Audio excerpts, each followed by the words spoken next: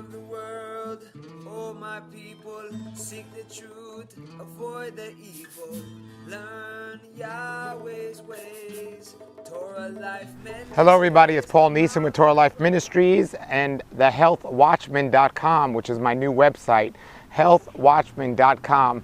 And we are traveling. We are on the road right now, and we are excited because this is the last reading of this previous year's Torah Parashah. And we went through the whole cycle and we got through everyone, and then we're going to be starting over again. But this is reading number 54, which is from Deuteronomy 33:1 to 34:12. And this week we see the blessings that was given to the people of Israel. It gets specific to each tribe of Israel, the blessings, or the sons of Jacob, the blessings. But we also see some things about Moses, because this was the end of not only the Torah Parashah cycle for the year, but also the end of Moses, because at least in his physical life, because last week he saw that Yahweh told him he was going to die on the mountain, and he was going to get to see the promised land, but he was not going to enter the promised land. So the blessings that were giving to the people, Yahweh spoke over Israel before Moses' death, so he was there. And he talks about the instructions in the Torah. It says here, he truly loves the peoples, all his holy ones are in your hand, sitting at your feet. They receive your instructions, the Torah that Moses commanded us as an inheritance for the community of Jacob. And then he gets into the blessings of them. But you know, we teach about health here on healthwatchman.com and Torah Life Ministries. And we see here it says in Deuteronomy 34:7 that Moses lived to 120 years when he died. Not only, now, okay, 120 years, but we have to understand, I have some friends that say, oh, my grandfather lived to over 100 years and he didn't eat healthy, so what's the point of eating healthy? You have to understand something. Moses wasn't laying in a hospital bed at 118 or 119. He was climbing mountains. And it even goes here to say he didn't die from old age. You know, he died from the disobedience of striking the rock as he wasn't supposed to. But it says here, when he was 120 years old when he dies, it says his eyes were undimmed and undiminished. You know, he had a lot of vitality still left in him, and he was climbing mountains.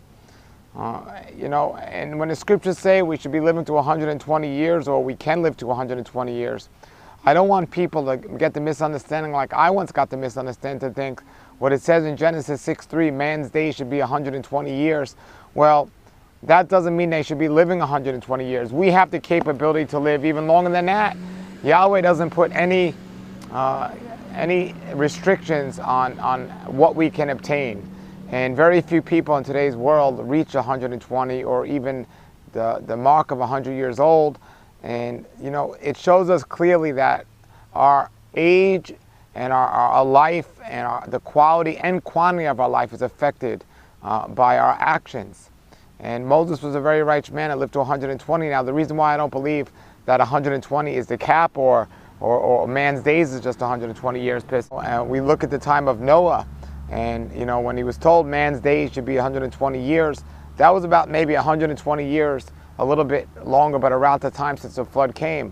So in Yahweh's wonderful righteousness, he's saying man has 120 years to get right with my word before the end of the destruction will come. So, you know, he doesn't restrict us from living a certain age. I have a friend now who's 107 years, but you know, the age isn't as important as the quality of our life and what we do with our life. And if Moses would have accomplished everything he accomplished in 80 years, 90 years, 120 years, so be it. But the quality of our life and what we do with our time and our life is really what's important. And we look at Moses, who was somebody who was pretty much raised in a castle to be a leader in the desert, versus somebody like Joseph, another great soldier of Yahweh, who was raised in the desert to be a leader in a castle. And Yahweh has a job for all of us, but we got to obey, and obedience is key. And we suffer the consequences when we're not obedient. But the quality of our life is not determined by how much money we have, because I know a lot of people with a lot of money who are sick and they've lost their health. It's not about how many things we have, because I know a lot of people that have a lot of things, worldly possessions, but they don't have the blessings of Yahweh on their hand. What it comes down to is, do we know what Yahweh's will is for us in our lives, and are we being obedient to it? And it takes a lot of prayer. Sometimes people say, well, I don't hear him. Well, that's because we're not listening. Moses at first, when Yahweh said to him to do some things, he didn't want to do it. He said, no, please don't send me, send somebody else. And then he asked him again. Moses said no twice.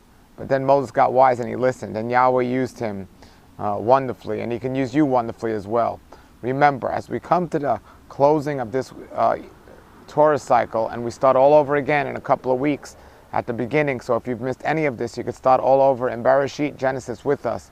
It's really exciting, but we post all of these Torah portions to our website, healthwatchman.com. And Torah Life Ministries, we're proud to do this and very happy to bring you this. It's really exciting because not only am I helping teach others, but I also learn a lot myself, because each year as I go through the Torah Parashah, I see things that I didn't see before. But we look at Moses ending here, where he, as per Yahweh's instructions, anointed Joshua to lead the children into Israel, and he gave them specific instructions to do so. It says here in Deuteronomy 34:9, Joshua the son of Nun was full of the spirit of wisdom, for Moses has laid his hands on him, and the people of Israel heeded him and did what Yahweh ordered Moses.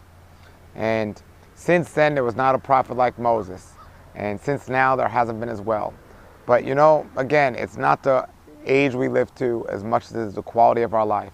The quality of our life, from a health standpoint, we want to feel as good as possible. But with that energy and that vitality, what do we want to do with that?